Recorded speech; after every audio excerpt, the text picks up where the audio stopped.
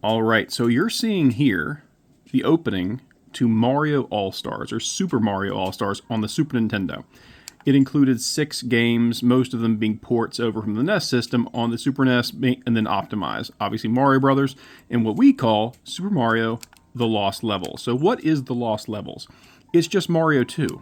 But you're going, wait, Mario 2 looks nothing like this. Well, that's because there was a very adept, charismatic, well-informed person who worked in Nintendo's American division, and he would get games ahead of time, obviously, because he would then preview them for marketing purposes. Well, he got a hold of Super Mario 2, or at least what the Japanese called Super Mario 2, and basically told his Japanese counterparts, hey, listen, it's a great game and all, but if you release this in the US, it will do terribly because it's too difficult for US audiences.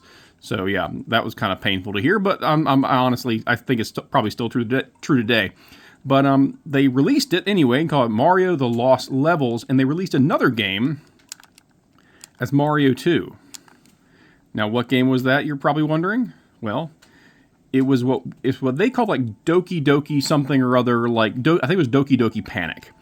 And essentially what you end up with, for essentially what becomes Super Mario Bros. 2 in the US, was just a port over with reskinning done of a very popular Japanese game called Doki Doki Panic, I believe was the name of the game. I think I have it on here somewhere.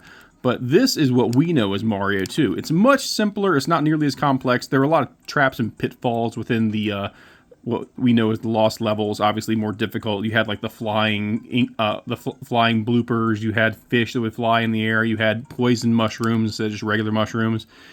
But with this, you had a lot more versatility, and Birdo, a lot of iconic figures from this series actually show up much later on, the classic, even as far as Super Smash Brothers. Luigi has the ability to kind of float jump.